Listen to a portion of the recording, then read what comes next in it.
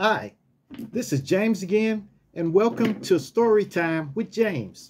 Make sure you like, subscribe, and leave me a comment if you like. And if you would, hit me on this Cash App. Bless my Cash App so I can get more acrylic paint, masking tape, and paint brushes. It's just that simple. It's for my art. You can view my art on maskingtapetreasures.com. All right? All right. This one is called Scottie's Story. Yes. Oh, I got my coffee today. This is a story of Scottie, you know.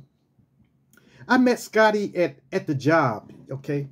I was fairly new then, you know, at the job, you know. And I met Scottie. And we became friends.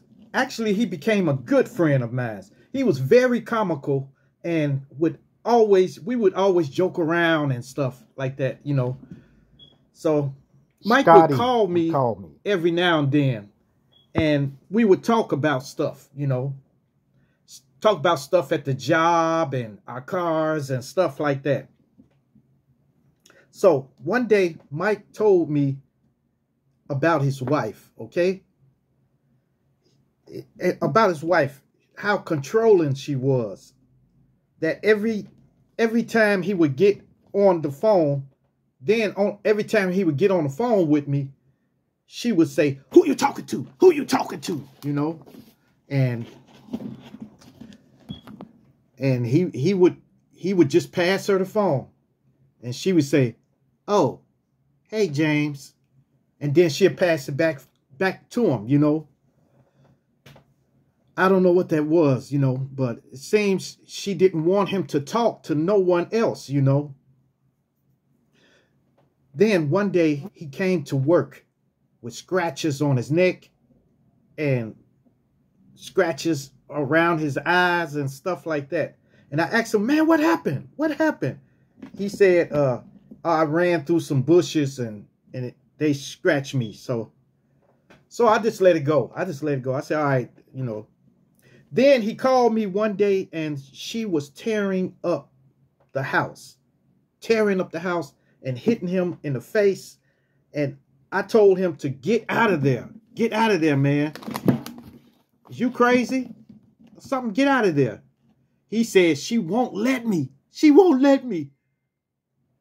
And he locked himself into the restroom. You know, he locked himself in the restroom. And I can hear her outside trying to break down the door, you know, breaking down the door. So Mike cried that day, you know, and I told him to calm down. She will cool down soon, okay? Mike later made up with her and everything was all right, I thought. Then a couple of days later, I got a call. This time she was fist fighting him. Fist fighting him.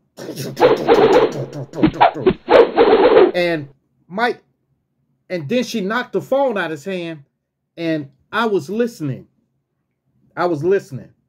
And Mike was crying. Scottie was crying, "Stop, stop, stop." And he was crying, you know. He was bawling, crying, you know. And so I started yelling on the phone. I kept saying, Tammy, stop hitting him. Stop hitting him. Stop that. Stop hitting him." And then she picked the phone up and she said, "You don't know what's going on." And I told her, you don't have the right to hit on him. Okay? So stop or I'm calling the popos. And then she said, "Okay." And that was it. Turns out Mike didn't clean the kitchen. That's why she was beating him. Okay? Mike came to work with scratches on his face and a welt under his eye. And I had a talk with him. I had a talk with Scottie that day. I told him, look, maybe he need to leave her. And he said with tears in his eyes, he said to me with tears in his eyes, but I love her. I love her, man. And I said, oh, man. I said, look, don't do this. Do you think she loves you? He didn't answer me. So I told him, today, remove all the firearms that you have in your house, okay? And move all the mace, anything that you can use as a weapon, remove it, okay? You have to put it in storage somewhere or something. And he said, okay. Turns out Mike was a battered husband. Okay. She would fight him. You know, it seems like every time, every 2 days, she would fight him. And I was the only one who could calm her down, okay? But one night, she really put a beating on him. So bad, he couldn't even come to work. He couldn't come to work. And that's terrible, you know? I went over his house. I went over to his house when that happened, you know? And when I looked at him, his jaw was swollen and stuff like that. And I told him he had to get out of that situation, okay? You got to get out of that situation, you know? Before that girl kills you up in here, okay? So he took heed to what I said, and he went to his mother's house, okay? His mother thanked me for intervening in what was going on over there. And his mother knew about it. She knew all about it. You know? So, but Scottie kept calling her. Then Scottie called me and said he was going to end it. And I said, finally. And he said, you don't understand. And then I heard a gun click. And it clicked. And then I calmly said, then you don't care about your mother, do you, huh? And you don't care about your son, all right? Do you? Do you? You know? And then he lowered the gun down, you know. I guess he had it to his head or something. He lowered it down, and then the gun went off into the floor. And I said, man, what's going on? Scottie. And I was calling his name.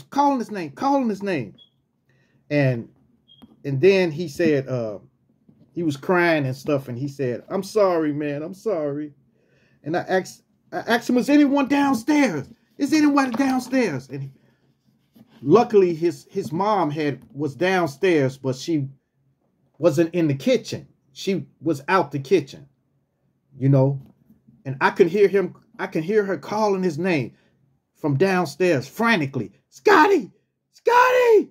Scottie! She was crying uncontrollably. Both of them were crying.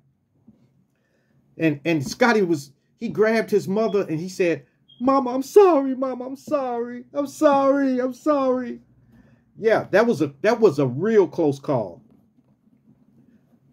That was a real close call, you know. But luckily, everything was all right. His mother was all right, and he was all right. Okay? Well, now, I think nowadays, but the last time I had contact with Scottie, he had a new girlfriend. And I kind of lost touch with him, you know.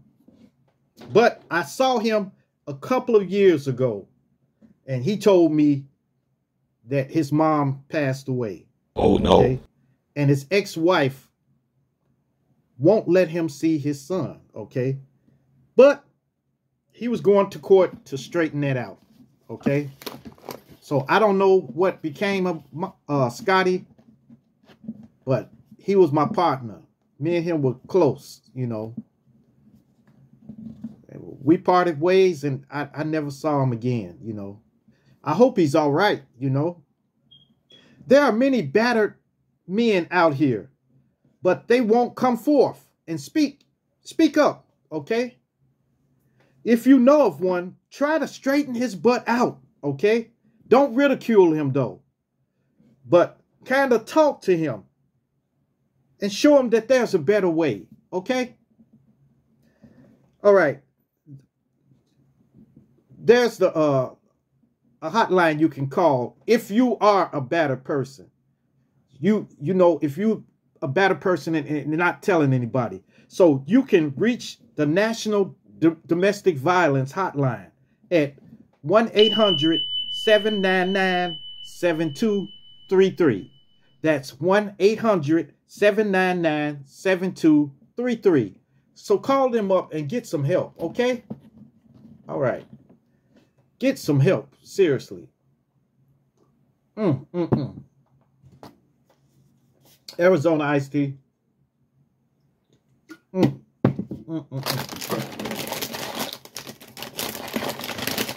And sourdough nibbles. All right, you guys. I got to get up in the morning. Tomorrow is Sunday, okay? So I got to get up at 4 in the morning. So I'm going to end this off now. But if I told this whole story, it would take me 2 hours, okay?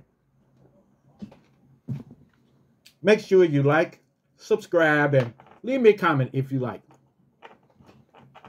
And hit that bell notification. Hit that bell notification so that you know every time I drop another video. And share, share, share. Share my videos along with everyone. Share them with your family. Share them with your friends. Share them with your loved ones. Share them with your enemies. All right, man. Peace. Adios. Salamat.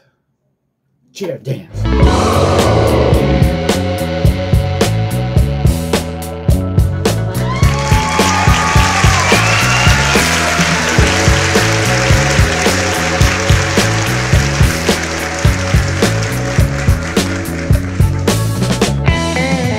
Oh my God.